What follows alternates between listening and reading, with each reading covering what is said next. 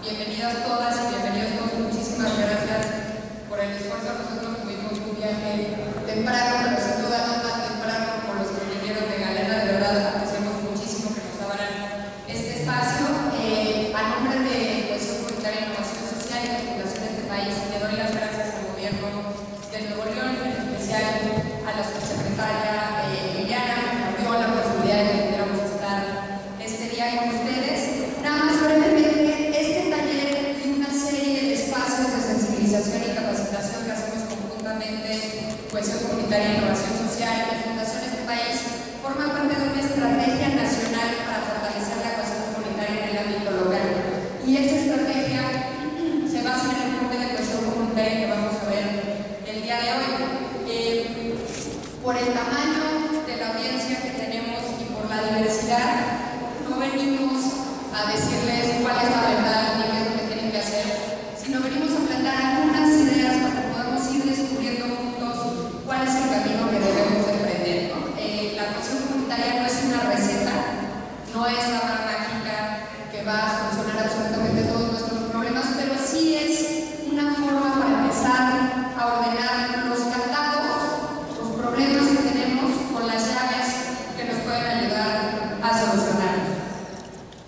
Empiezo un poco con el primer capítulo o el primer módulo. Van a ver que dividimos la presentación en módulos de más o menos 30 minutos. Tienen las hojas de registro y tienen las hojas para preguntas y respuestas. Y lo que queremos es darles algunas ideas clave, porque no podemos tener una discusión entre todos, pero hacerlo lo más ágil, productivo e interesante posible. Y el primer punto es que necesitamos, si me dejan.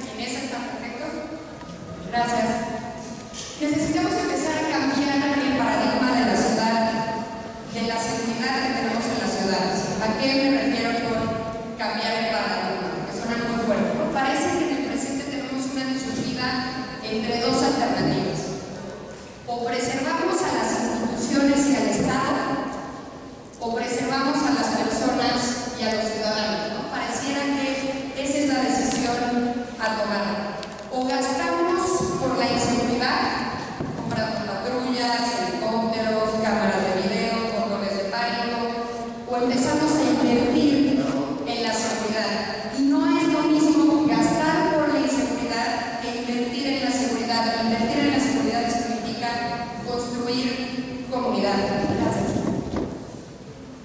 Entonces, ¿cómo lo hacemos para empezar a invertir en la seguridad en vez de tener que gastar por la inseguridad? Necesitamos poner énfasis en un punto distinto al que estamos poniendo en la gran mayoría del territorio nacional. Necesitamos enfatizar menos la seguridad pública y la seguridad nacional, que ahorita vamos a ver un poco qué significan estas concepciones de seguridad, pero enfatizar un poco menos la seguridad pública y la seguridad nacional sin incumplir las obligaciones que tiene el Estado mexicano, pero enfatizar más la seguridad humana y la seguridad ciudadana.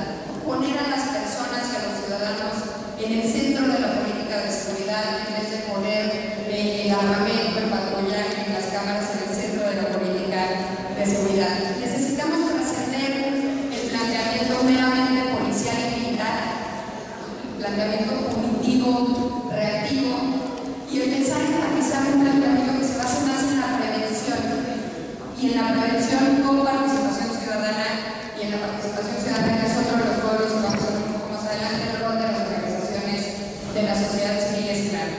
¿Qué otro elemento necesitamos para cambiar el paradigma? Tenemos que reconocer cortocircuitos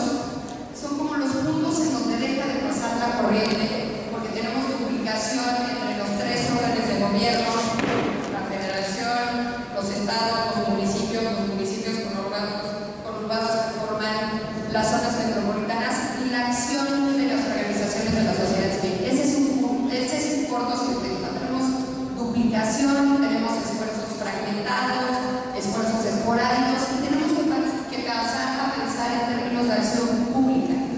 Acción pública es la suma del universo gubernamental con el universo no gubernamental. ¿Cómo articulamos las acciones y las decisiones de las organizaciones de la sociedad civil, del municipio, de los estados, de la federación, pero también de otros actores, de los empresarios, los medios de comunicación, las escuelas y los ciudadanos que están colaborando con su comunidad en el día a día?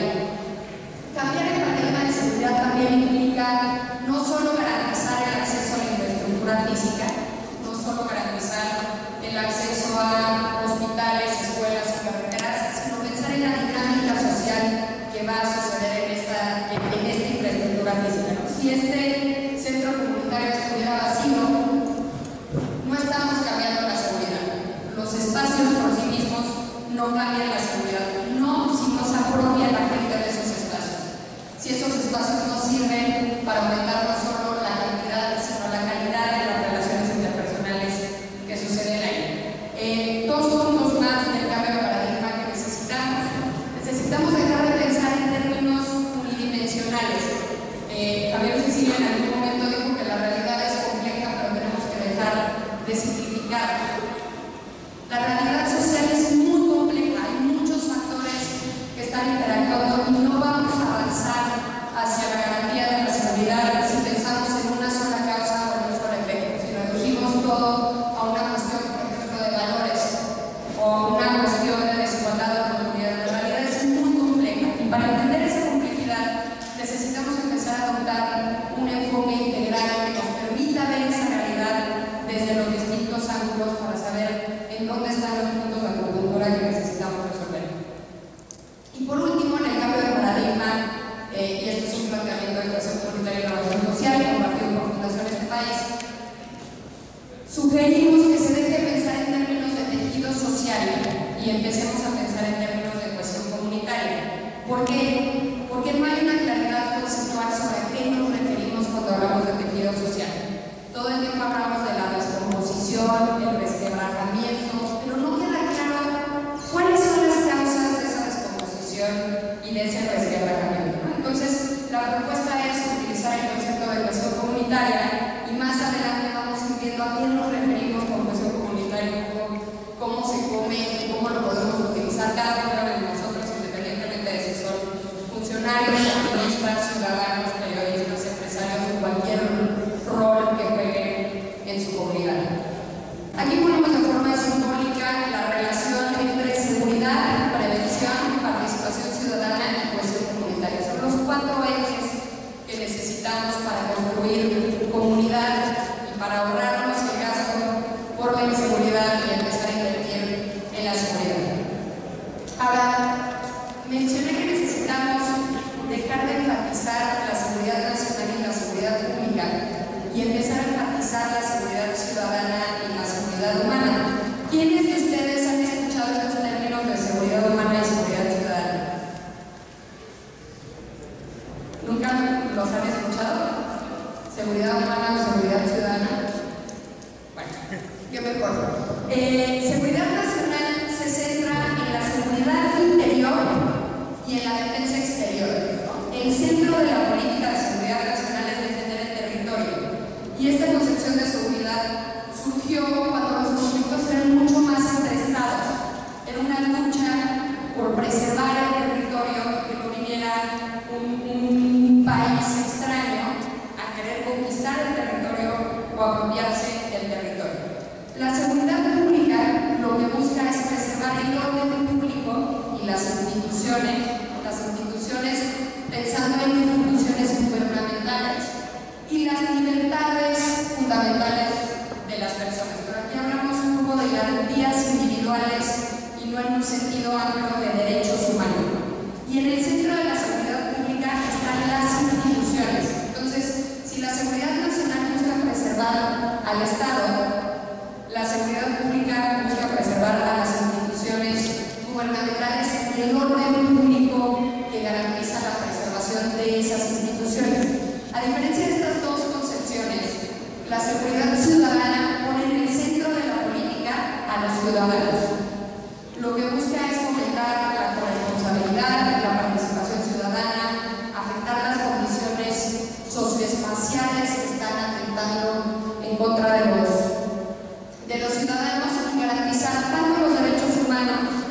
dentro de los derechos humanos, la administración y procuración de justicia. O sea, se va a reducir niveles de ilegalidad, de impunidad, de corrupción. Eso es lo que está en el centro de esta noción de seguridad ciudadana. Y seguridad humana lo que busca es garantizar una vida libre de amenazas, ¿no? Y hay muchos tipos de amenazas y riesgos.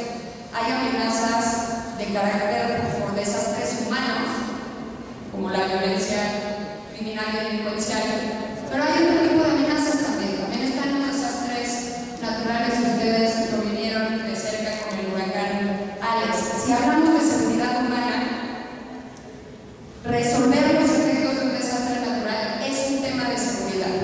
No es un tema nada más de protección civil, es un tema de seguridad. Y también la seguridad humana habla de satisfacer las necesidades básicas, que nadie tenga hambre, que tenga acceso a salud, a transporte, a alimentación, a vivienda. Entonces, esas son las distintas concepciones de seguridad. Y por eso empecé diciendo que pareciera que hay una disyuntiva. O preservamos a las instituciones y al Estado, o preservamos a los ciudadanos y a las personas. Pero el enfoque de educación comunitaria lo que busca es ver los grises que están en ese polígono, ¿no? entre el blanco de preservar únicamente a los ciudadanos y a las personas y el negro de preservar al Estado y a las instituciones, incluso por encima de los ciudadanos y de las personas. Ahora, las distintas concepciones de seguridad se vinculan con distintos tipos de prevención y también con los distintos tipos de violencia. ¿A qué nos referimos con distintos tipos de prevención? Hay dos opciones aquí también. O combatimos el delito o prevenimos las violencias. ¿En dónde vamos a poner la tolerancia cero? ¿En la comisión de los delitos, que son los efectos? ¿O ponemos la tolerancia cero en los factores precursores y detonadores de las violencias, que son las causas? ¿Qué es lo que estamos dispuestos a aguantar o no aguantar como sociedad y como comunidad? Y si nos vamos al tema de los delitos, pues es relativamente sencillo, ¿no? Los delitos del fuero común, del fuero federal, es relativamente sencillo en términos de tipología, no como cuando el delito sea sencillo. Pero vemos delitos del fuero común y del fuero federal. Ahora, si nos vamos a las causas que generan esos delitos, tendríamos que empezar a distinguir cuáles son los distintos tipos de violencia que existe en nuestra comunidad. ¿A alguien se le ocurre un tipo de violencia? Aunque sea así, ¿perdón? ¿Cultural? ¿Ok? Eso me parece muy interesante porque generalmente tendemos a pensar en violencia física, violencia verbal, violencia sexual, pero hay otros tipos de violencia. Está la violencia cultural, la violencia estructural, o sea, la discriminación que está contenida en nuestras propias leyes o en nuestras políticas públicas. Está la violencia feminicida, que no solo está presente en Ciudad Juárez. Necesitamos una política de Estado para responder a la violencia y a los asesinatos de carácter feminicida. Y hay otros tipos de violencia, pero si queremos prevenir la comisión de delitos, tenemos que pensar en las causas que llevan a la comisión de esos delitos. Y pensar en esas causas nos lleva a pensar en distintos tipos de prevención. Aquí se me el esfuerzo de leerlo porque está muy chiquita la letra, pero les voy diciendo de qué se trata, y esta es una simplificación. Si ustedes ven la Ley General del Sistema Nacional de Seguridad Pública, los lineamientos para la política de prevención social de la violencia y la delincuencia, y una ley general que está a punto de aprobarse en términos de prevención, hay distintos tipos de prevención que ponen énfasis en factores diferentes. Si hablamos de prevención situacional o ambiental, lo que queremos es reducir la probabilidad de que ocurran los delitos. ¿Y cómo hacemos eso? Incidiendo en el espacio y en el equipamiento urbano. Prevención situacional o ambiental tiene que ver con alumbramiento, pavimentos, que funcionen los semáforos porque se saturan, a lo mejor eso se nos vuelve un poco rojo porque empiezan a saltar en ese semáforo. Todas estas cosas tienen que ver con prevención situacional. Es evitar que las personas estén en una situación que aumenta la probabilidad un delito. Pero hay otros tipos de prevención de las violencias. Está la prevención social de la violencia y es importante que sepan que toda la estrategia nacional, no solo la federal, sino que la estrategia nacional en México ahorita está centrada en prevención social de las violencias, en ir un paso más allá del combate al delito y pensar en las causas sociales, económicas, culturales y políticas que están generando las violencias. La prevención social se centra en políticas redistributivas o compensatorias. Esto es, un ejemplo puede ser darle más a quien menos tiene, ¿no? En vez de darle más a quien más merezca. Pero hay varios principios de redistribución. Este centro comunitario puede ser un ejemplo de prevención social de las violencias porque está tratando de compensar el acceso a ciertos espacios y a ciertas actividades que las personas que viven en esta colonia no necesariamente obtendrían si se fueran al centro. Entonces, prevención social tiene que ver con políticas redistributivas y compensatorias, con garantizar igualdad de oportunidades y sobre todo con garantizar la inclusión social y la capacitación laboral de las juventudes. Mucho se ha hablado y muchas veces en términos estigmatizantes y discriminatorios sobre el rol de las juventudes en la violencia. Sabemos que son uno de los grupos que están dentro de los principales perpetradores de violencia, pero también tendríamos que reconocer que son el grupo de población que es la principal víctima de la violencia criminal y delincuencial. En México la principal causa de muerte para nuestros jóvenes es el homicidio, ¿no? Entonces, la prevención social se centra mucho en las juventudes, en cómo los podemos insertar en la comunidad y en el mercado laboral. Después tenemos la prevención para el desarrollo, que lo que busca afectar o influir es en las motivaciones individuales, sociales y familiares que nos llevan a cometer el delito.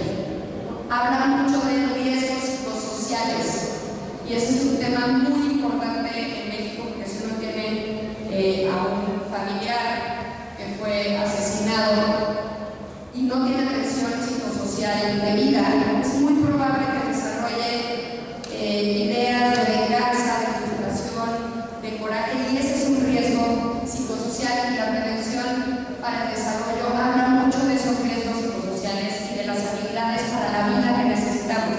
Habilidades para la vida que no son únicamente cumplir cierto nivel de escolaridad, hasta llegar a secundaria o carrera, sino cómo nos relacionamos entre nosotros, qué tanta autoestima tenemos, qué tanta empatía tenemos, qué tanta solidaridad somos capaces de experimentar. Y por último tenemos la prevención comunitaria o psicosocial, que se centra en rehabilitar el territorio con la participación de la comunidad. Que la comunidad se apropie de esos territorios y empezar a darles vida y que no quede como un juego. Y también hablar mucho de la cultura de la paz, que seguramente han escuchado, y de la construcción de ciudadanía activa. Entonces, estos son los tipos de prevención que están relacionados con las concepciones de seguridad. Si nosotros hablamos de seguridad nacional, es muy difícil que pensemos en las causas que generan las violencias, ¿no? Pero si hablamos de seguridad humana y ciudadana y ponemos a las personas y a los ciudadanos en el centro de la política de seguridad, entonces empezamos a ver las causas y no solo los efectos. Ahora, hay muchos factores que garantizan el éxito de una política de prevención, ¿no? Aquí estamos poniendo algunos. Primero es integralidad, que no sean parches, tengamos políticas públicas articuladas y políticas públicas que se articulen con las intervenciones comunitarias, porque la gente en la vida comunitaria no es nada más el Estado, no es nada más el gobierno, no es nada más la federación o el gobierno estatal o el gobierno municipal. El Estado somos todos en algún sentido. Entonces, ¿cómo le damos integralidad a las decisiones y acciones que tomamos? Segundo punto, institucionalización y sostenibilidad. Y ese es un punto fundamental tanto para la prevención como para la acción comunitaria. Si tenemos eventos, va a ser muy probable que tengamos un muy bajo impacto. Tenemos que pensar en el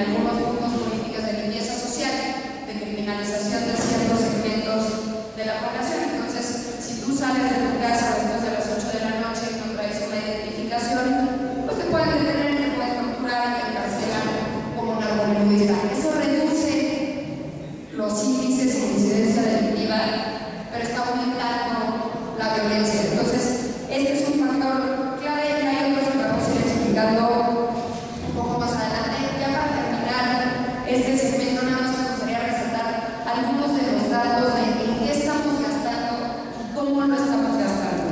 Si sabemos que hay que afectar las causas de la violencia, debemos estar invirtiendo en eso. Y estos son datos de los proyectos, programas y acciones que se pagan con un porcentaje del FAS, del Fondo de Aportaciones para la Seguridad Pública. El 48% está centrado en proyectos de prevención situacional, afectar al espacio. Pero si vemos aquellos proyectos que están pensando en prevención social de la violencia, solo es el 5% de los votos.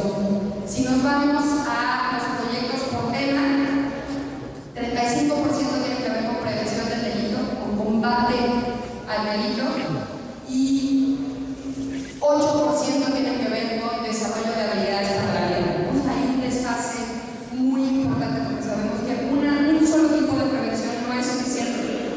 Y por último, si vemos en quién estamos invirtiendo esos recursos, pues casi la mitad de los recursos se van a adultos mayores de 30 años.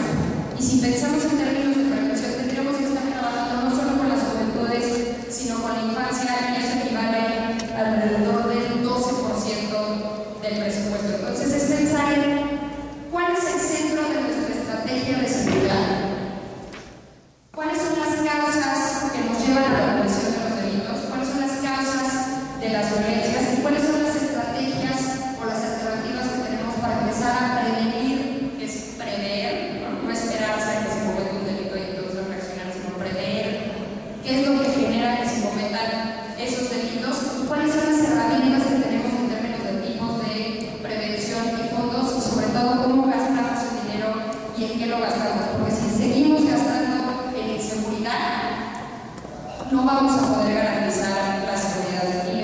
Y cuando pensemos en participación ciudadana, pensemos en todos los agentes de acción pública. Participación ciudadana no son únicamente las organizaciones de la sociedad civil, sino tenemos que pensar en los distintos cuerpos y espacios a través de los cuales participan las personas. Y ese es lo que mencioné al final, es un punto central. El hecho de que las personas no participen como nosotros queremos, o como nosotros esperamos, o como nosotros necesitamos, no significa que sean apáticos. Significa que tenemos que aprender a reconocer lo que hacen las personas en el día a día como una forma de participación en los asuntos públicos. Y sabemos también que si uno participa en los asuntos públicos, en recolección de basura, en hacer compostas, en EPSI, que vi que tienen actividades por allá, haciendo graffiti, breakdance, en una clase de instrumentos musicales, cualquier participación en los asuntos públicos aumenta la probabilidad de interesarse por la política, sobre todo si entendemos la política más allá del sistema político y partidista, y entendemos la política como aquello que nos compete a todos, porque es algo de la red pública, de la cosa pública, y todos lo construimos. Entonces, eso es fundamental. Y un último punto nada más, es que el derecho a la participación ciudadana no está condicionado. En ningún lugar de la Constitución Política de los Estados Unidos Mexicanos o del Derecho Internacional de los Derechos Humanos dice que para participar no tiene que ser parte de una organización de la sociedad civil, o que para participar en los asuntos públicos uno tiene que ser mayor de 18 años. De repente me decía, bueno, es que yo trabajo en una escuela, pero ¿cómo voy a garantizar la participación de las niñas y niños? Bueno, pues desarrollando las herramientas para involucrar a las niñas y a los niños. En Hermosillo estuve hace unas 2 semanas, que a lo mejor algunas de las organizaciones que están aquí forman parte de esa red. Se acaba de crear una red regional de la región norte, y hay organizaciones del estado de Nuevo León, de Chihuahua, de Coahuila y de Durango. Igual echen un ojo, es el Consejo Regional para el Desarrollo Social y Humano. A lo mejor se pueden inscribir, intercambiar información también por ahí. Pero en Hermosillo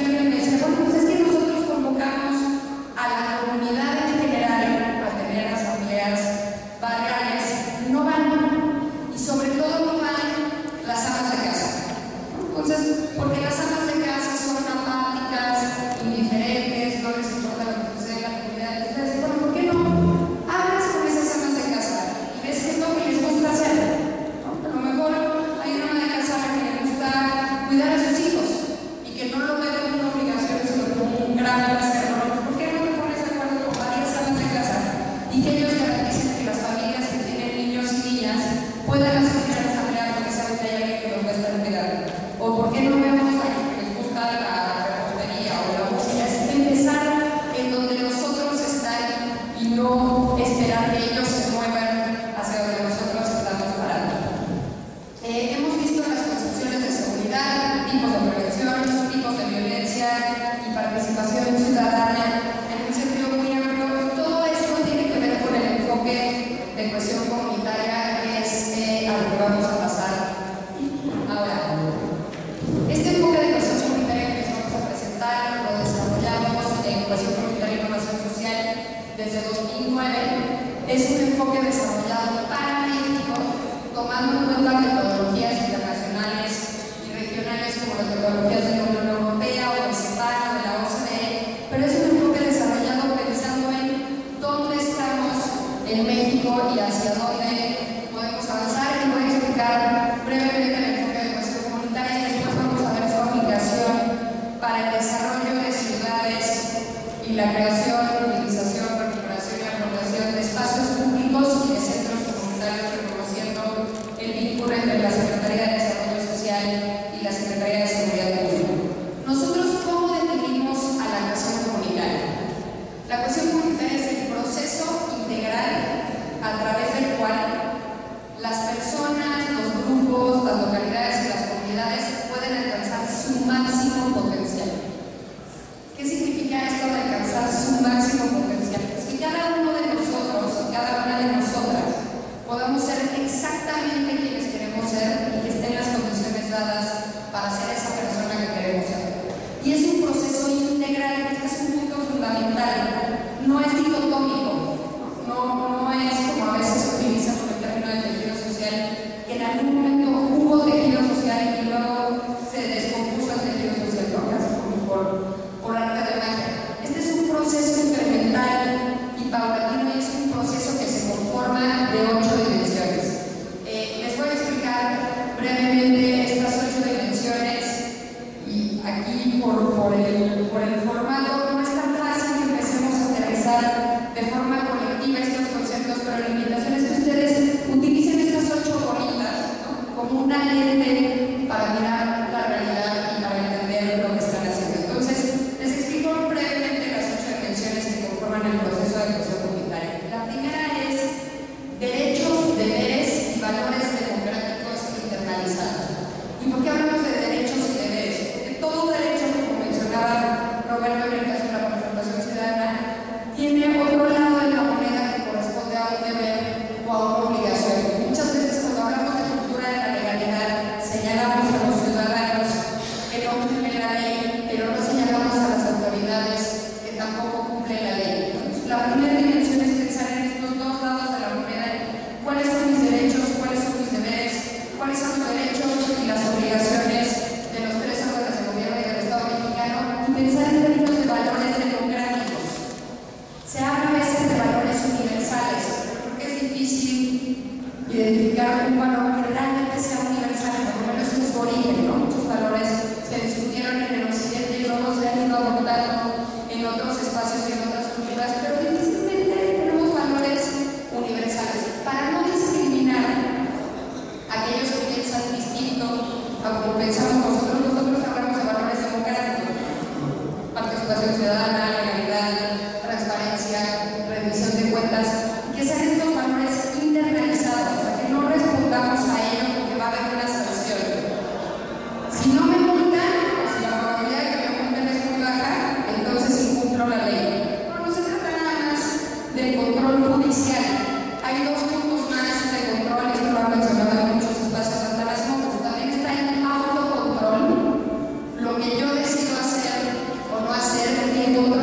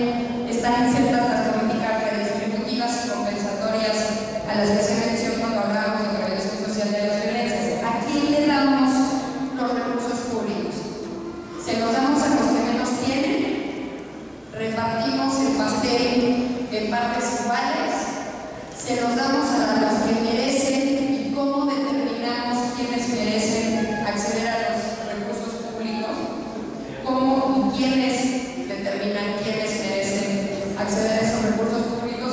Todas estas consideraciones de justicia distributiva y redistributiva están insertas en esta dimensión de igualdad. La siguiente dimensión es identidad, sentido de pertenencia y noción de futuro común y compartido. Sentido de pertenencia son los lazos afectivos, y uno puede desarrollar lazos afectivos por un lugar, y ese lugar puede ser el barrio, la colonia, el pueblo, la unidad habitacional, la ciudad, la zona metropolitana, la entidad federativa, el país o el mundo. O sea, hay muchas definiciones del lugar, pero también se pueden desarrollar lazos afectivos con un grupo de población. Yo puedo sentir que pertenezco al grupo de mexicanos, o al grupo de mujeres, o al grupo de personas que participan en una organización de la sociedad civil, o a la generación X, Y, Z, o la que venga. Hay muchas formas de identificarnos, pero esta identificación es clave para el proceso de cohesión comunitaria y también identificarnos con base en un futuro común y compartido. Es la idea de que si a nosotros les va bien, a mí no tiene por qué irme mal. Tendemos a pensar las cosas como una suma negativa, ¿no? Alguien tiene que perder para que yo pueda ganar. No necesariamente es eso. Si defendemos el bien común, cada uno de nosotros y cada una de nosotras, al final vamos a estar aumentando el beneficio individual, y eso tiene que ver con esta noción de futuro común y compartido. La siguiente dimensión es reconocimiento, valoración y celebración de la diversidad. ¿Alguien me puede decir qué entiende por diversidad o qué le viene a la mente? Hay tres muy fáciles. Generalmente se piensa en diversidad sexual, diversidad religiosa o diversidad cultural. Pero nosotros entendemos diversidad en un sentido mucho más amplio. Es una diversidad sin adjetivos o sin acotaciones. ¿Qué es la diversidad para nosotros? Para nosotros es el conjunto de categorías, necesidades, intereses, preferencias y experiencias de vida de quienes viven en una comunidad. ¿Por qué? Porque puede haber dos personas que tienen las mismas características sociodemográficas, que tienen más o menos la misma edad, nacieron en la misma entidad federativa, estudiaron en la misma escuela, y eso no los hace réplicas. Hay un factor fundamental que es la experiencia de vida de cada uno de nosotros y de cada una de nosotras. Y esto es un factor muy importante para la acción comunitaria, sobre todo si pensamos en la diversidad como un activo social. Se habla mucho de tolerancia, tolerar al otro, o a lo mejor de negación, o a lo mejor de aceptación, pero para fortalecer la acción comunitaria lo que debemos hacer es reconocer la diversidad como un activo social. ¿Esto qué significa? Que cuando vengan los de fuera, en vez de atribuirles la comisión de delitos o los problemas, y este es un factor que sucede en todos los países desarrollados y no desarrollados, siempre que viene alguien de fuera, le atribuimos los males de la comunidad. En vez de verlo así, podemos empezar a pensar qué aportan esas personas, esos de fuera, a nuestra vida comunitaria.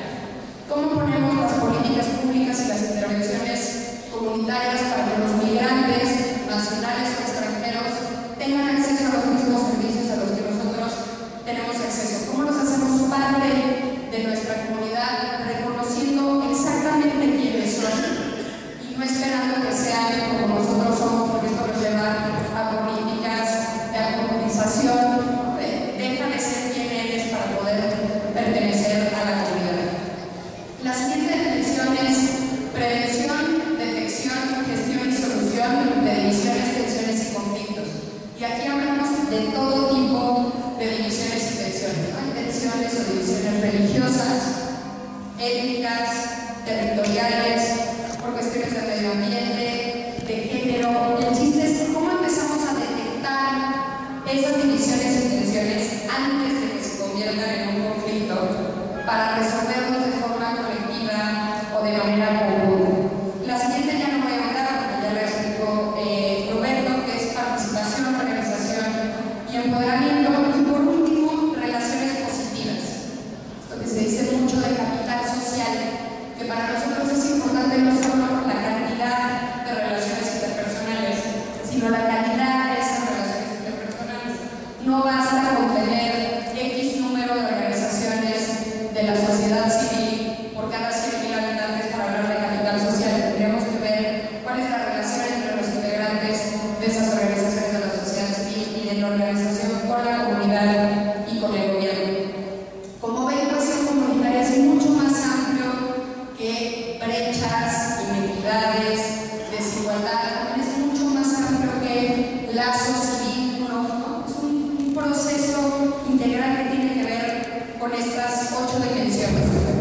¿Y de qué depende el mejoramiento de estas 8 dimensiones? Si dije que la cohesión comunitaria no se fortalece o debilita por generación espontánea, pues depende de la suma de las decisiones y acciones de cada uno de nosotros, de las decisiones y acciones individuales y de las decisiones y acciones colectivas, ya sean conscientes o inconscientes, ¿no? Cada uno de nosotros y cada una de nosotras estamos abonando en el día a día a mejorar o a empeorar estas 8 dimensiones. No es una cuestión nada más de políticas gubernamentales, no es una cuestión nada más de recursos, es ¿qué hago yo como directora de una organización de la sociedad civil, pero también como vecina, y como hermana, y como hija, y como amiga? ¿Qué hace cada uno de los funcionarios que cuando salen de su oficina también es vecino? Y también tiene una familia, y también lee los periódicos, no es el rol que cada uno de nosotros jugamos, y es importante que nos reconozcamos así, que veamos que lo que nosotros hacemos ya está fortaleciendo la cohesión comunitaria o ya está debilitando, que nos hagamos conscientes de que el cambio no empieza nada más en el otro y en el frente y en el gobierno, sino que es lo que yo puedo aportar a la construcción de la comunidad en la que quiero vivir. Aquí enunciamos algunos de los puntos clave del enfoque de cohesión comunitaria que me parece importante resaltar. El primero es que no se centra nada más en el déficit, en lo que nos falta, en lo que no tenemos, en lo que no somos, en lo que no hacemos, sino en el potencial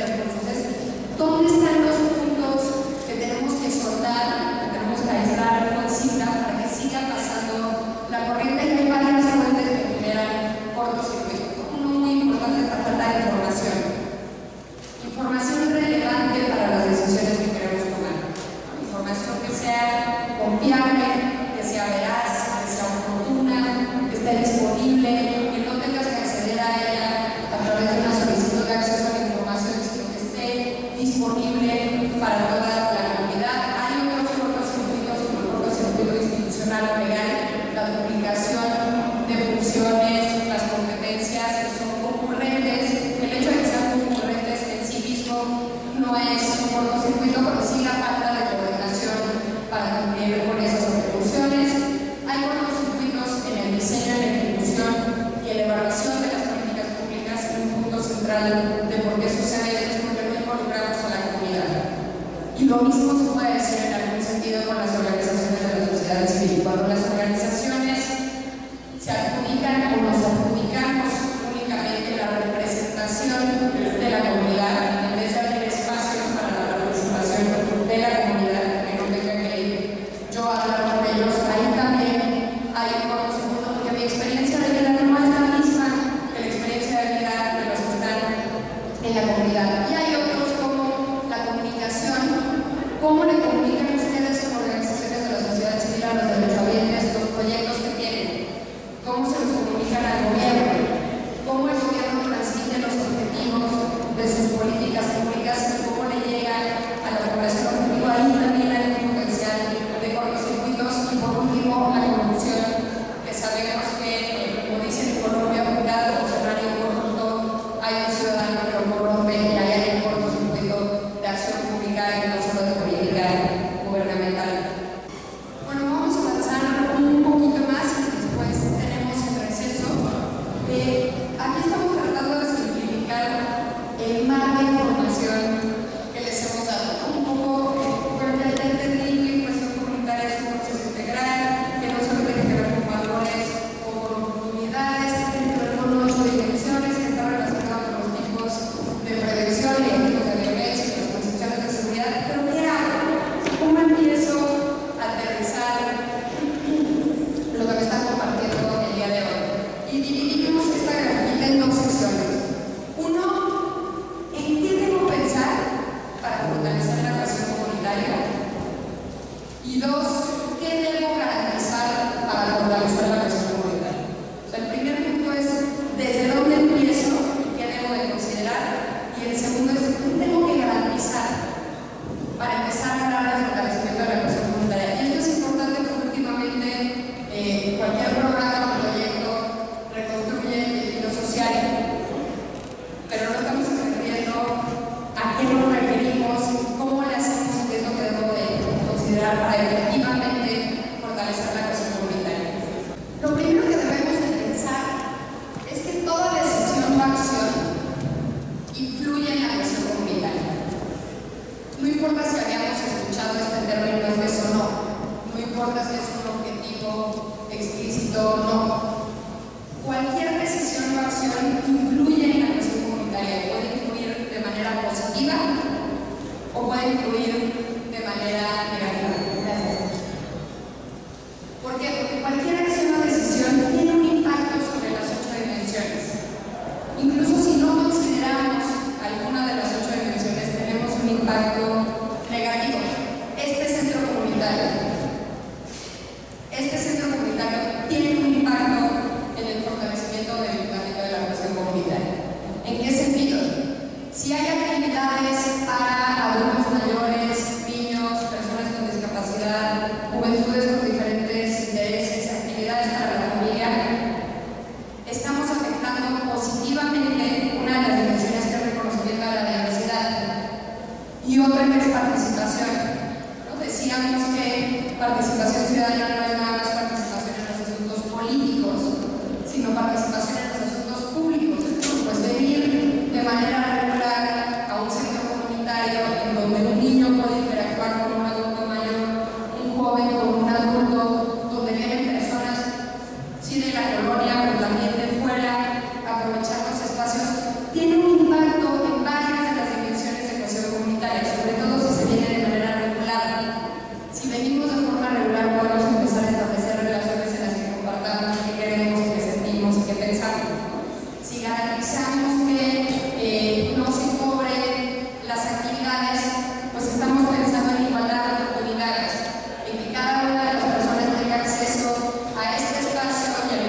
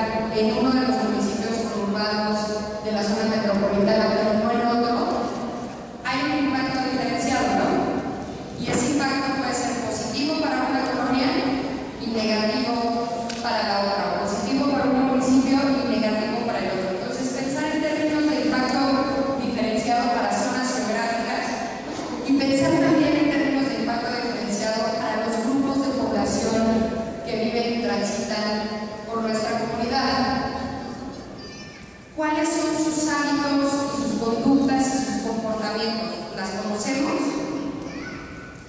Podemos decir que si algo está abierto al público, entonces no afecta de manera negativa al grupo de la población.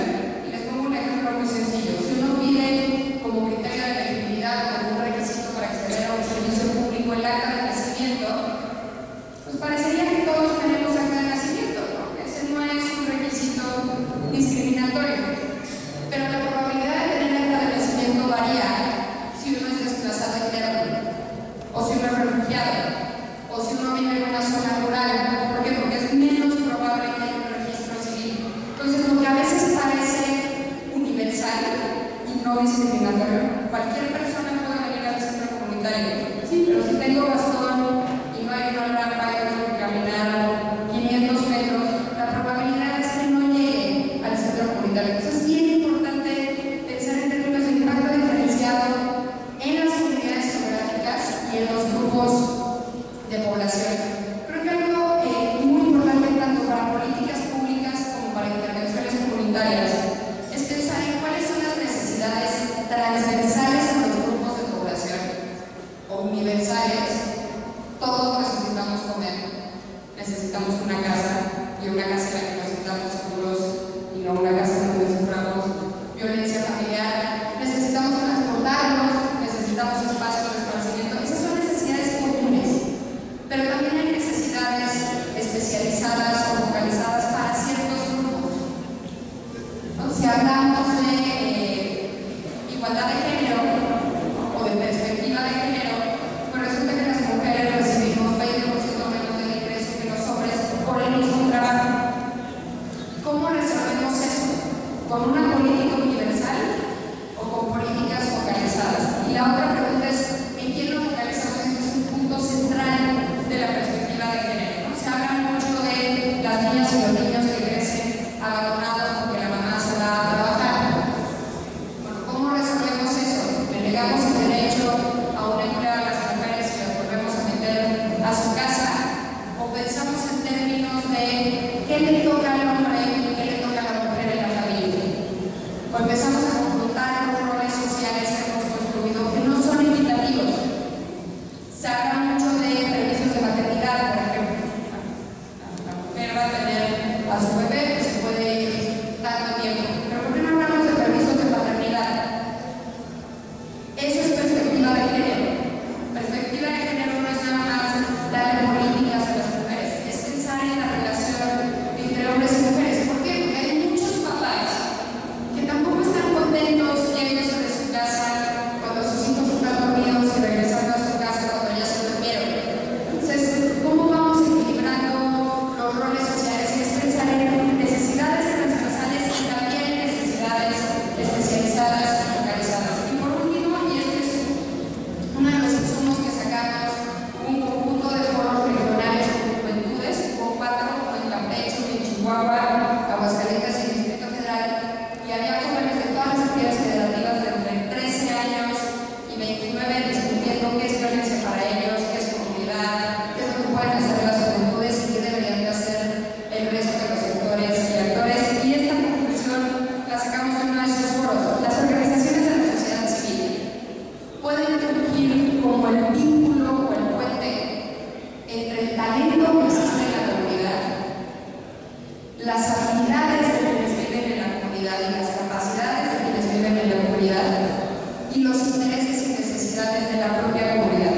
¿Esto qué quiere decir? Si a alguien le gusta dar clases de guitarra y hay un grupo interesado en recibir clases de guitarra, no necesariamente necesitamos 500,000 pesos para hacer un taller de música.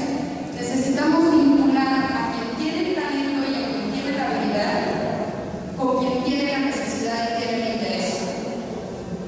Y esto se puede hacer en muchísimos casos. O sea, casi siempre van a encontrar a alguien en su propia comunidad que puede resolver la necesidad que ustedes tienen. Y eso también es fomentar la participación ciudadana y pensar en cómo puedo fortalecer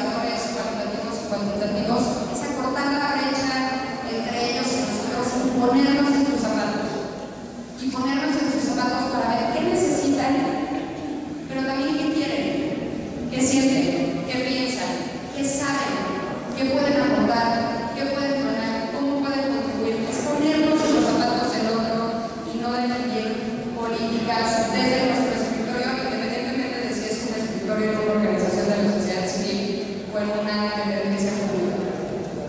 Segundo, detectar los riesgos, este ejercicio que hacíamos ahorita de ver cuáles son las 8 dimensiones y si una decisión o acción tiene un impacto diferenciado sobre zonas geográficas o sobre grupos sociales. Pensar en los riesgos y pensar colectivamente en los riesgos e identificar acciones para mitigarlos. Y esto lo platicamos con funcionarios en Campeche. Dicen, bueno, pues que después de un año no funcionó porque la comunidad no se involucró. Con un análisis de riesgo, uno se puede ahorrar el año de desperdicio de recursos públicos. ¿Por qué? Porque sabemos que si nosotros no planteamos de la manera correcta los espacios en los cuales la comunidad vaya a participar, lo más probable es que no participen. Si yo voy con jóvenes y les digo, es que ustedes son apáticos, indiferentes, no les interesa lo que pasa en su comunidad, lo más probable es que la próxima no quieran ir a hablar conmigo, ¿no? Entonces, ¿cómo hacemos un análisis de riesgos pensando en las 8 dimensiones de educación comunitaria? Para que no se trata de determinar las decisiones o los proyectos o las acciones, pero sí de ver cómo puedo mitigar esos riesgos. Si hay un riesgo de que a la asamblea vecinal no vayan las familias que tienen niñas y niños chiquitos porque no tienen en dónde dejarlo, bueno, pues cómo detecto el riesgo y cómo trato de resolverlo. Un punto central al cual ya he hecho mención es qué ponemos en el centro de la acción pública. Si ponemos a las instituciones del Estado o si ponemos a las personas y a los ciudadanos. Y esto a veces se dice muy fácil, ¿no? Que bueno, yo adopté el concepto de seguridad ciudadana o seguridad humana, pero una vez que empezamos a diseñar políticas o proyectos, nos olvidamos de los ciudadanos, nos olvidamos de abrir espacios para la participación directa y nos quedamos únicamente con la representación. Entonces, en cada una de las fases de lo que hacemos, ¿cómo ponemos a las personas en el centro de esa política? Les enuncio rápidamente los puntos que quedan. Que hay un hilo conductor entre los objetivos que tengo, los entregables que estoy buscando, ¿no? Que voy a crear, las actividades que voy a desarrollar en el proceso. Muchas veces empezamos diciendo qué vamos a hacer y no por qué lo vamos a hacer. Voy a abrir un periódico, o voy a hacer un taller, o voy a mandar a imprimir unas pulseritas, o voy a hacer panfletos. No me digas qué quieres hacer, dime por qué lo quieres hacer. ¿Cuál es el problema que queremos resolver? ¿O cuál es el potencial que queremos catalizar? ¿Y cómo lo vamos a hacer? Que haya esa articulación entre actividades entregables y objetivos, pensando en el proceso. Si lo que quieren hacer es un folleto, utilicen el folleto como una excusa para involucrar a la comunidad, ¿no? Si lo que quieren es recuperar un espacio público, utilicen a los artistas urbanos que viven en su comunidad. Es pensar en el proceso y no solo en el resultado. Y por último, que lo he mencionado muchas veces, pero nunca está de más, pensar en la sostenibilidad, escalabilidad y replicabilidad de lo que hacemos. Es empezar en lo concreto y ver cómo lo vamos replicando utilizando los recursos de nuestra propia comunidad. El otro día un diplomado precisamente sobre seguridad ciudadana y espacios públicos me decía un funcionario, bueno, es que yo no puedo establecer acciones regulares en el centro comunitario porque el presupuesto me lo pasan a los últimos 3 meses del año. Entonces, ¿con qué pago las actividades que se hacen en los primeros 8 meses? Y la respuesta fue, piensa en acción pública.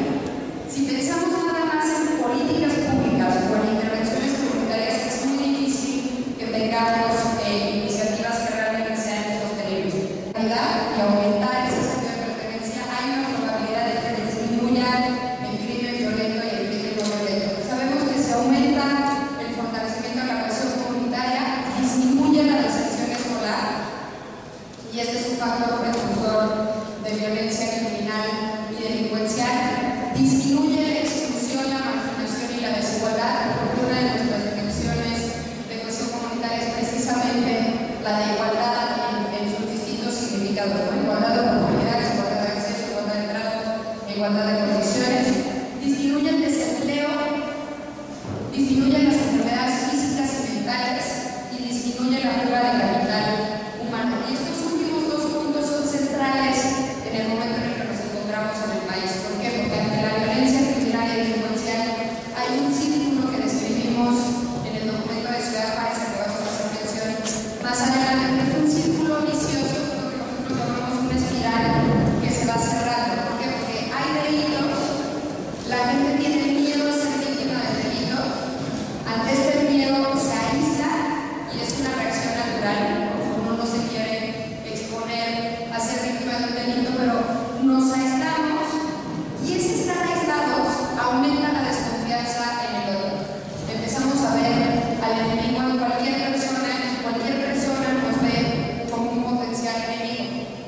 al haber delitos, miedo a ser víctima de delito y aislamiento, lo que pasa es que empezamos a desconfiar.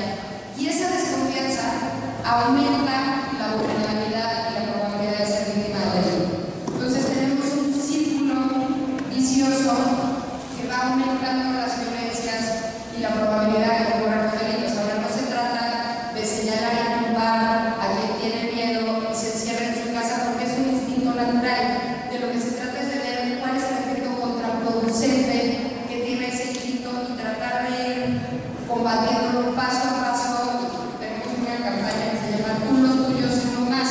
No se trata de salir y esconderse en las calles todo el tiempo a cualquier hora. Se trata de empezar a crear los círculos de interacción y confianza. Cuando eso no pasa, cuando estamos insertos en la psicosis, tenemos enfermedades no solo físicas sino mentales. Hay investigación en Ciudad Juárez que muestra incluso cáncer cerebral debido al estrés postraumático. Si aumenta la cohesión comunitaria y disminuye el crimen violento, estamos abordando no solo a la seguridad física, sino a la salud mental de las personas que vivimos en las comunidades. Por otro lado,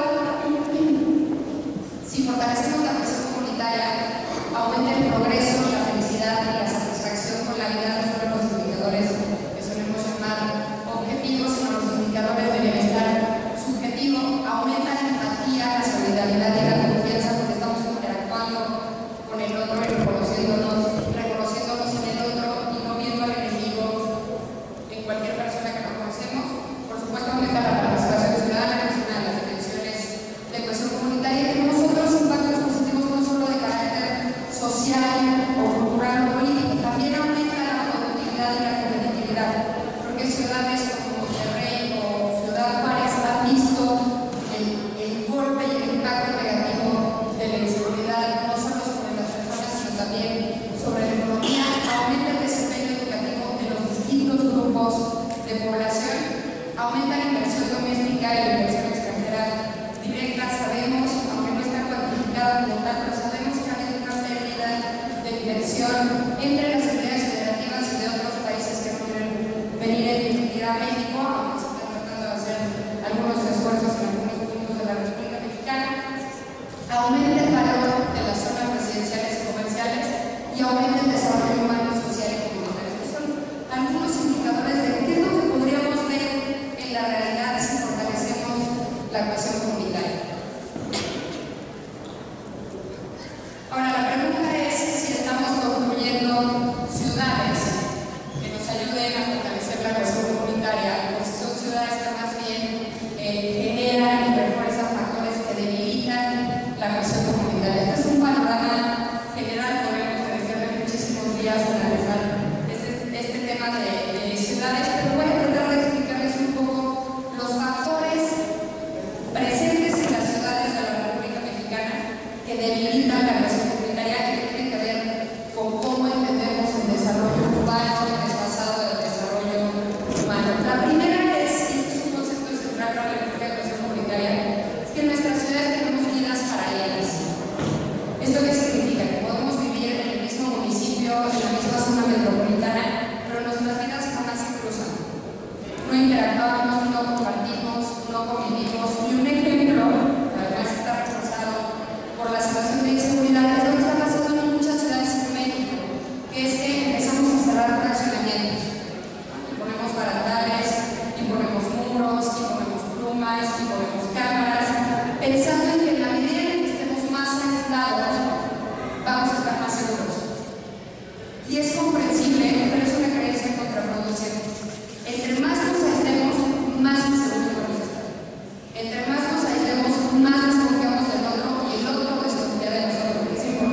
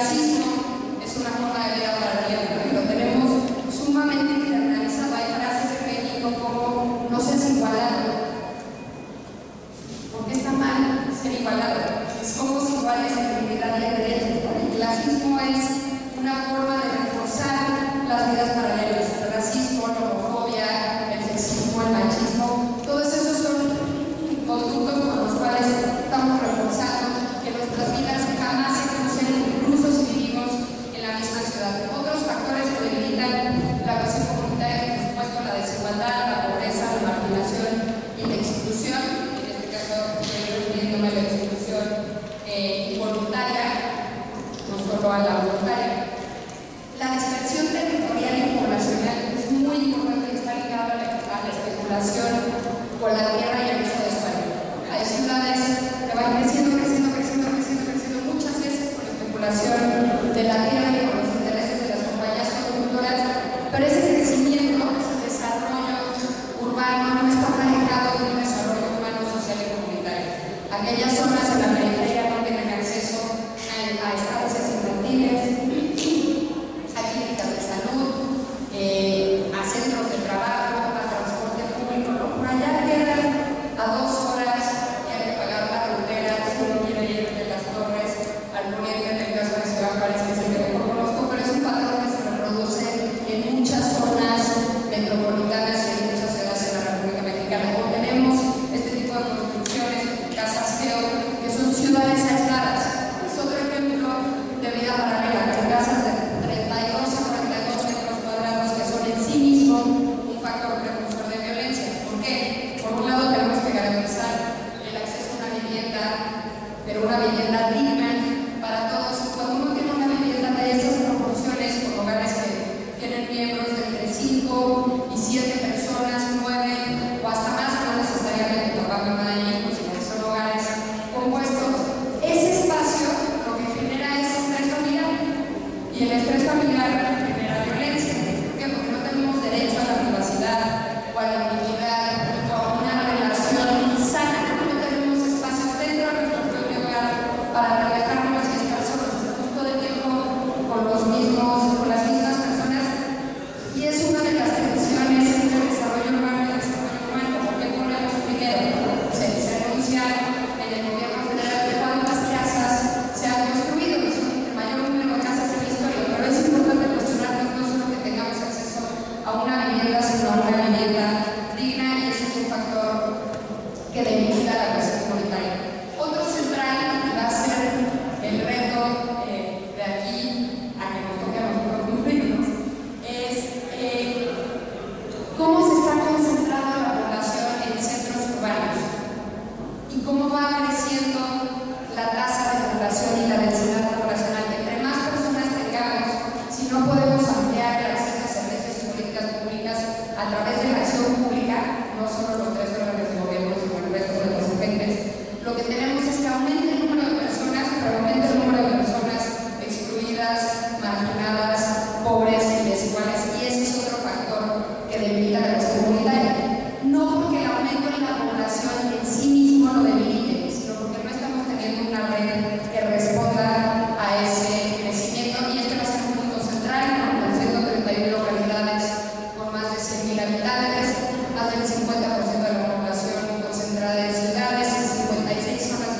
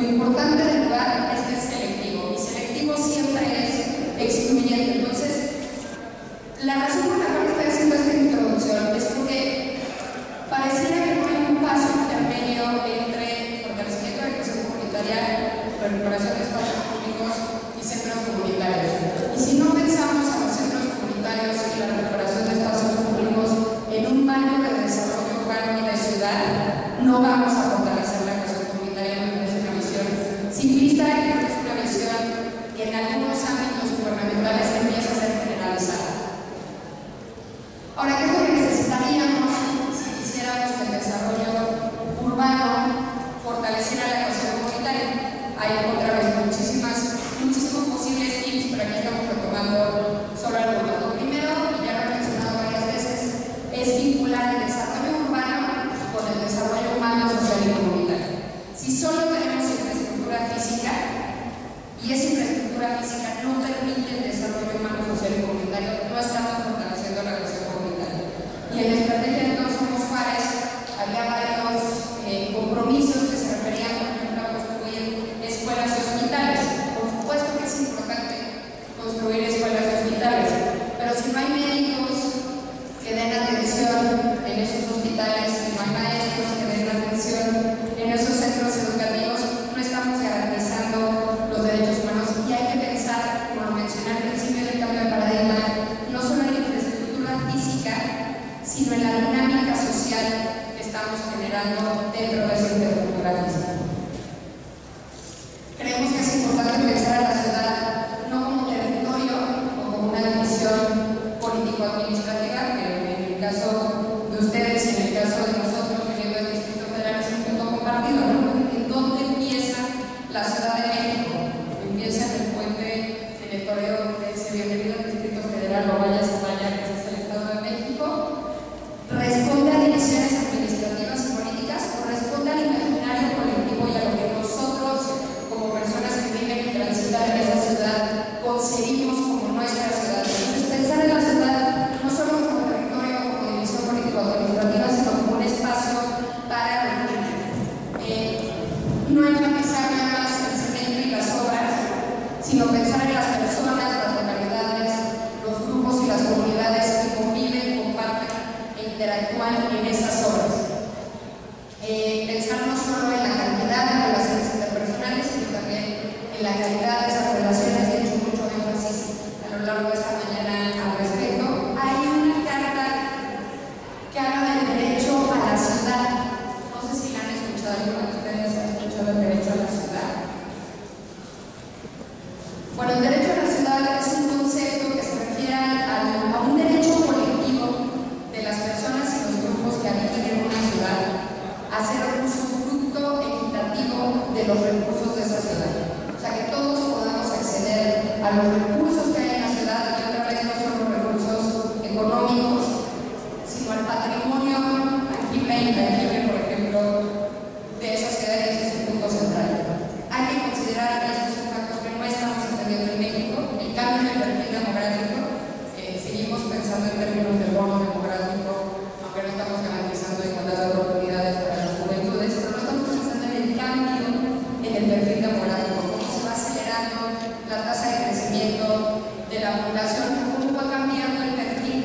Hay ciudades que tienen más del 30% de habitantes que vienen de otras entidades federativas, y ahorita con la situación de violencia criminal y delincuencial tenemos una cantidad indeterminada, porque no hay una cifra oficial, de desplazados internos forzados a raíz de la violencia. En Querétaro mencionaban que más o menos llegan 30 familias al día por la situación de inseguridad, y no estamos pudiendo responder a ese fenómeno. Y lo que pasa es que empezamos a comparar desde afuera.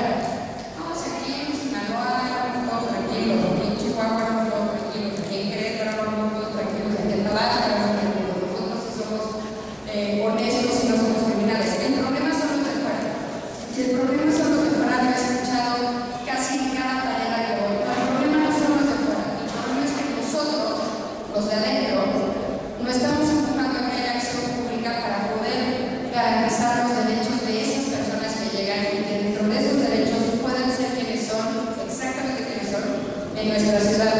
Si alguien llega y no tiene acceso a la educación, a la salud, al transporte, a la vivienda, pues es un factor de riesgo. No estoy diciendo que se vaya a convertir en delincuente, pero es un factor de riesgo. El riesgo no es esa persona, es cómo respondemos ante las personas que están llegando a nuestra comunidad. Y por último, cuando hablamos de hacer ciudad, tendríamos que pensar en la creación, recuperación, pero también en la utilización y apropiación de lo público. No solo de lo que tendemos a pensar en los espacios públicos, sino recuperar y apropiarnos de lo público. Y aquí hay un movimiento que me parece interesante porque ayuda a pensar estas cosas más allá de los parques y los jardines que queremos recuperar. Es el movimiento de placemaking, o hacer espacio, o hacer ciudad.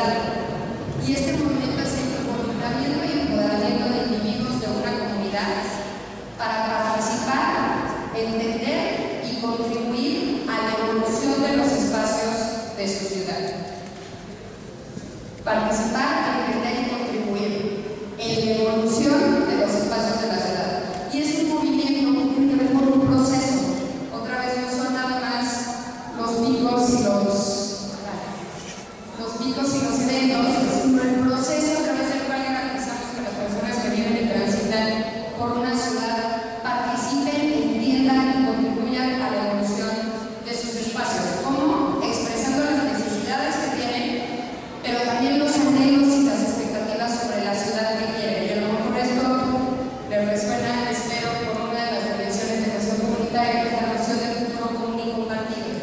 ¿Qué zona metropolitana queremos? ¿Qué ciudad queremos? ¿Qué país queremos? ¿Y cómo me voy a involucrar yo para contribuir a la creación y a la evolución de esa ciudad y de esa zona metropolitana y de ese país que quiero? Y hay algunos principios, y aquí empezamos a entrar a la parte de creación, recuperación, utilización y apropiación de los espacios públicos. Hay algunos principios de cómo hacer que las personas se apropien y utilicen estos espacios. La primera es como la regla de oro, es que la comunidad es la experta. Necesitamos diagnósticos técnicos, científicos, información cuantitativa, cualitativa. No estoy diciendo que basemos nuestras decisiones en ocurrencias, pero parte de la información que necesitamos es la que la propia comunidad nos puede dar. Y para esto es muy importante convocar a la comunidad, no solo a unos líderes vecinales, no solo a las cámaras empresariales. ¿Cómo convocamos a los distintos actores que viven y transitan en la comunidad para poder saber cuáles son las necesidades, las expectativas y las aspiraciones que tienen esos habitantes? Les digo brevemente los principios. Hay otro que me parece muy importante, que es crear un espacio, no un diseño. Hay muchos espacios que se ven muy bonitos, pero son espacios vacíos, son espacios inertes, son huecos, no son un espacio para lo público. Parte tiene que ver con cómo concebimos ese espacio. ¿Lo concebimos para que se vea bonito o lo concebimos para que sea funcional? ¿Y qué significa ese bonito? ¿Cómo consideramos el contexto local de donde vamos a crear ese espacio o ese centro comunitario? Luego hay cosas que no tienen nada que ver con el lugar local. Un ejemplo es un parque que presentó el presidente Calderón, entiendo la prisa de la administración pública y a lo mejor no había terminado con el proceso, pero cuando lo presentó el presidente no tenía bancas y no tenía un espacio de sombra y estaba en Ciudad Juárez. O sea, 45 grados no había un espacio de sombra. Esos son diseños, esos no son espacios para la interacción, la convivencia y la comunicación de quienes viven y transitan en la ciudad. Hay que buscar socios y aliados. Este es otro principio de oro. No todo está en el gobierno, ¿no? Y por acá mencionaba el caso de este centro comunitario, cómo han recibido donaciones y alianzas de ciertos sectores no gubernamentales. O sea, no todo lo que hay en el gobierno, pero hay que buscar a esos socios. Y esos socios no son nada más los que están organizados. Esos socios también son uno de los jóvenes que va caminando por la calle y por ahí me contaban una anécdota de que así encontraron a unos raperos, ¿no? Los socios son los socios potenciales son cualquier persona que vive en nuestra comunidad. Y cualquier persona que vive en la comunidad tiene algo que aportar. A lo mejor no tiene X cantidad para dar un cheque, pero tiene una experiencia de vida y tiene una habilidad y tiene una capacidad y tiene un interés. ¿Cómo involucramos a estas personas como socios? ¿Cómo reconocemos el valor social y económico que tiene lo que esa persona nos puede dar? En fin, hay varios principios. Buscar una definición de una visión común y compartida. Triangular. ¿Qué es triangular? Que en la creación del espacio estemos fomentando la interacción de distintos grupos de población. Si yo pongo un café por allá y los baños por allá y una caseta de teléfono por allá, los que vayan al café no van a ver a los que van a la caseta, y los que van a la caseta no van a ver a los que van al baño. Si empiezo a apuntar los espacios, que hasta donde entiendo es parte de la comunidad, lo que genera es que, aunque no tenga la misma razón que tú, para ir al espacio acabamos cruzándonos. Y eso es regular y es importante cuando se está desarrollando un espacio público o se está pensando en crear espacios para lo público. Ahora,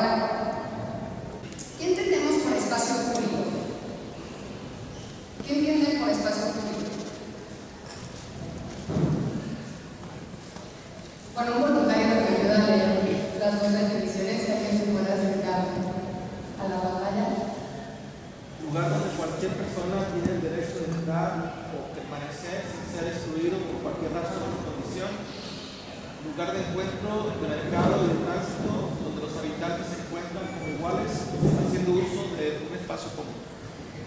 Gracias.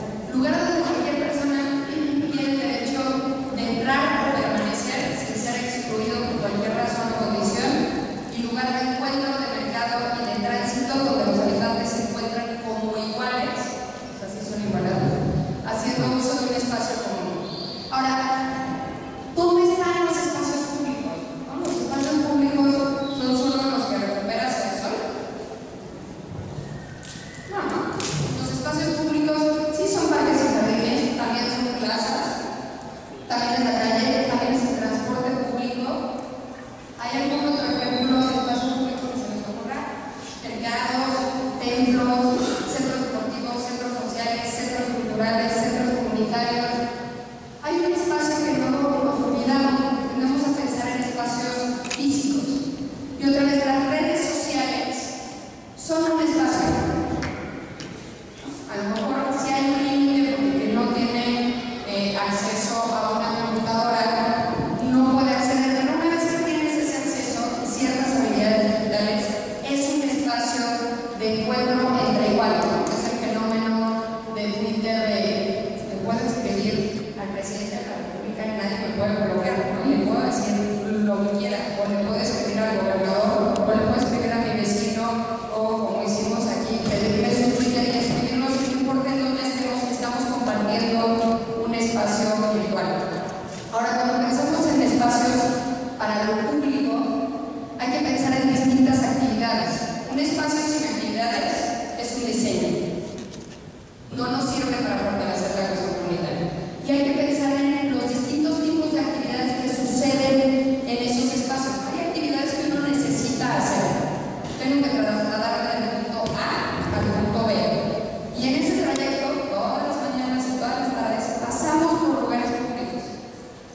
¿Cómo los identificamos? ¿Cómo los vivimos? ¿Estamos conscientes? ¿Nos apropiamos? ¿O nada más lo veamos porque yo tengo que llegar del punto A al punto B? ¿No? Hay actividades que son opcionales. A lo mejor voy caminando y me siento cansada y se resulta que encuentro una banquita o un pasto que no sea nada más para ver y que uno se pueda sentar, ver y sentir.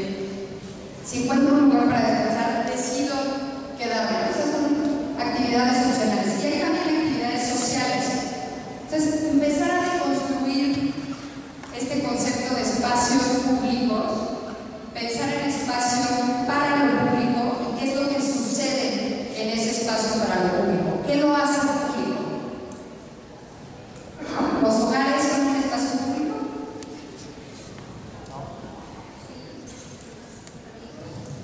Depende cómo lo entienda uno, ¿no? O sea, a lo mejor no cualquier persona puede entrar a mi vivienda, pero en principio los que pertenecen a ese hogar son personas que tienen el derecho de entrar y permanecer sin exclusión, ¿no? O son un lugar en donde uno se encuentra como igual porque es integrante de la familia. Eso es lo que nos gustaría que ocurriera, ¿no? El espacio del hogar también como un espacio público seguro y no una fuente de amenaza, que es una de las principales de México. Ahora hay varios criterios de calidad para evaluar un espacio público. Uno es si hay seguridad, si hay iluminación, toda esta parte de prevención situacional, si hay equipamiento, es bonito, más o menos con banquetas, pintado, que se vea que hay alguien que lo utiliza. Si uno pasa por un lote baldío, ese abandono da la sensación de que ahí no somos bienvenidos, ¿no? Entonces, ¿cómo creamos espacios en donde nos sintamos bienvenidos no solo porque se ve bonito, sino porque hay una razón para que yo esté ahí?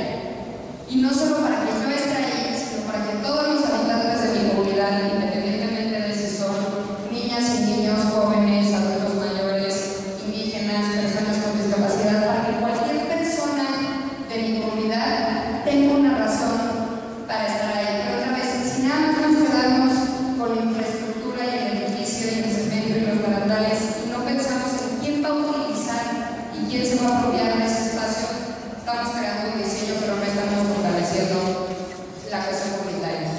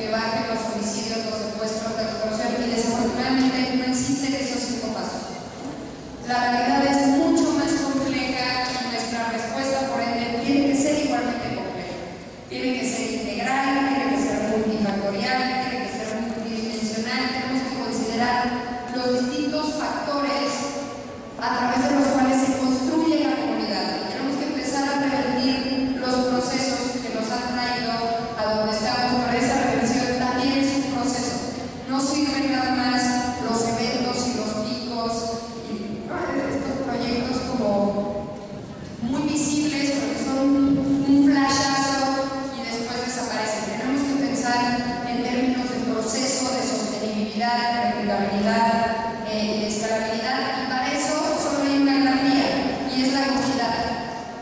Los gobiernos van y vienen, los funcionarios van y vienen, los directores de organizaciones van y vienen, pero la comunidad es la que pertenece y la que permanece en ese lugar, y es la clave para tener acciones, políticas o decisiones que realmente sean sostenibles o por lo menos regulares y continuas. Y por último, hacemos este énfasis en marcar la agenda de recuperación de espacios públicos y de centros comunitarios en el debate sobre ciudad, entendida no como territorio ni como división político-administrativa, sino como un espacio para lo público y un espacio donde hay múltiples centros desde y para la comunidad. ¿No? El centro comunitario de la colonia independencia no es nada más este centro, también es la calle que está allá